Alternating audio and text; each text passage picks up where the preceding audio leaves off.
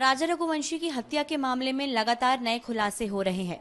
23 मई को राजा रघुवंशी की बेरहमी से हत्या की गई, लेकिन इसके बाद सोनम इंदौर पहुंची थी। वही इंदौर जहां पर उसका ससुराल था, उसका घर था। इंदौर आकर सोनम दोबारा गाजीपुर गई। वहां पर उन्होंने एक तरीके से हम कह सकते हैं इसका पूरा नाटक रचा, जो सोनम और राज ने मिलकर प्लानिंग की थी। लेकिन बड़ी बात यह है कि जब राजा रघुवंशी की हत्या हो रही थी, सोनम उस दौरान वहीं मौजूद थी और कह रही थी कि इसको मार डालो। बहुत बड़ा ये खुलासा है।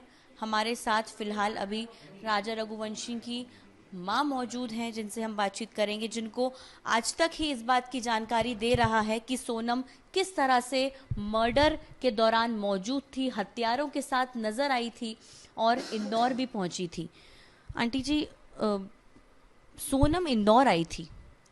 लगातार अभी तक ये बात पर सिर्फ संशय था कि सोनम कहाँ चली गई थी, लेकिन आप सोचिए, वो मर्डर करके इंदौर आई, राज कुशवाहा के साथ यहाँ पर किराए से रुकी, किराए से रुकने के बाद फिर वो गाजीपुर पहुंची और जब राजा की हत्या उसके सामने हो रही थी, वो 10 मिनट पहले हत्यारों के साथ मिली थी और उसने खुद कहा था कि इसको मार डालो।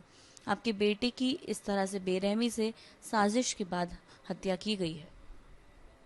सोनम इंदौर आई थी तो किसी न किसी से मिली होगी, उसके परिवार का भी कोई न कोई सदस्य मिला होगा, या तो उसके जो ऑफिस में लड़की उन काम करती हैं उनके कोई के टच में तो होगी होगी सोनम जब इंदौर आई थी तो। क्योंकि है ना, सोनम ने इतनी बड़ी प्लानिंग कैसे बनाई, क्यों बनाई, और वो मेरे बच्चे को क्यों मारना चाहती थी, राजा का कसूर क्या था, राजा की गलती क्या थी, उससे शादी कर ली वो गलती थी क्या राजा की, और उसको राजा को रास्ते से हटाने का मतलब क्या था, उसको राज से शादी करना था तो वो पहले कर लेती ना है। और ये इस बात में उसके माँ बाप को मतलब बहुत बड़ा मतलब उनने हमारे साथ धोखा करा है, क्योंकि हमको धोखा दिया है। जब उनको पता था कि हमारी बच्ची इस टाइप की है तो किसी को धोखा नहीं देना चाहिए, क्योंकि आज तो किसी का बेटा चला गया है, उनका तो कुछ नहीं गया। सोनम ने जिस तरह से पूरी ये हत्याकांड रचा है, यहाँ से एक ड्राइवर उनको बकायदा छोड़ने के लिए गया है वाराणसी तक। इंदौर में वो इतने दिन रही, क्या ऐसा रहा कि उसने किसी से भी बातचीत नहीं? क्योंकि सोनम के परिवार वाले लगातार ये कह रहे थे कि वो किसी से कांटेक्ट में ही नहीं है। सोनम के यहाँ एक ड्राइवर परमानेंट रहता है, जब उसको फ़ोन करके बुलाया जाता ना वो वहाँ पे आ जाता है। अच्छा, हो सकता वो ड्राइवर हो। आपको ये लग रहा है कि सोनम के घर का ड्राइवर उसको छोड़ने गया? हाँ जा सकता ना, क्योंकि उनका ड्राइवर है, वो जहाँ बोलते वहाँ जाता वो। अच्छा। यूँ क्योंकि वो हमको भोपाल लेके गया था, अच्छा। इसलिए हमको पता है। मैं उनकी मम्मी के साथ ही गई थी भोपाल, तो इसलिए पता है कोई लड़का टाइप का ही है उनका ड्राइवर। अच्छा, जिस दौरान ये सब खुलासे हो रहे थे, तो आप सोनम के परिवार वालों से कांटेक्ट में तो रहे होंगे। क्या उसकी माँ से आपकी बातचीत हुई है? क्योंकि जो आपके बेटे हैं विपिन रघुवंशी, उन्होंने ये वाली बात कही है कि सोनम की माँ को इस अफेयर के बारे में पता था। या फिर के बारे में पता, देखो हर माँ को रहता है कि अपने लड़का कैसा है लड़की कैसा है, तो उनकी माँ को सारी बातें तो बच्चे शेयर करती होगी, नहीं भी करती तो बच्चे की शक्ल से व्यवहार से पता चल ही जाता है।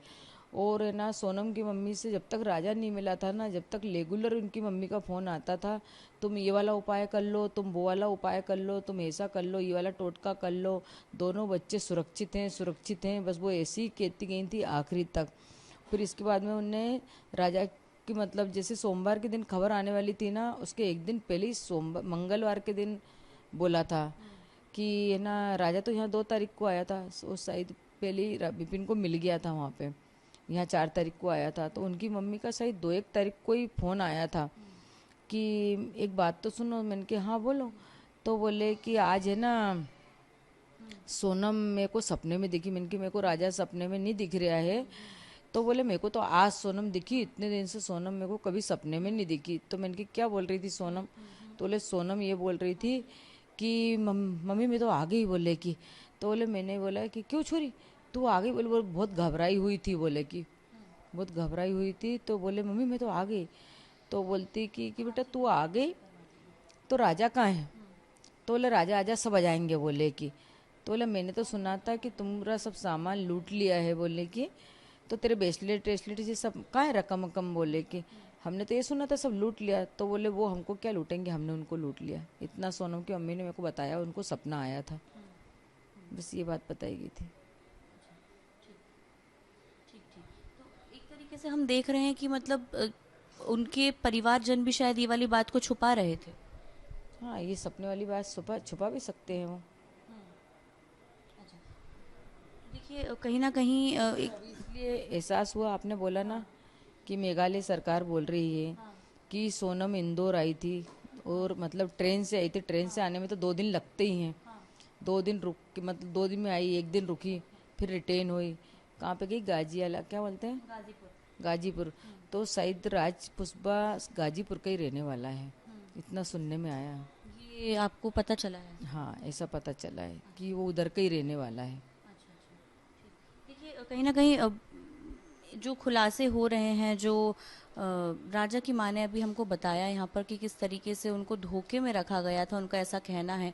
और उनको ऐसा ये भी वो मान रहे हैं कि सोनम के जो अफेयर था, जो कथित तौर पर उसकी जानकारी सोनम की माँ को थी, लेकिन इसको छुपाया गया। और आज जो वो छुपाया गया उस चीज़ को, वो राज छुपा के रखे गए, लेकिन अब यहाँ पर राजा की हत्या हो गई है। उनका ऐसा कहना है कि उनके परिवार का सब कुछ चला गया है, लेकिन अब हत्यारों को फांसी होनी चाहिए।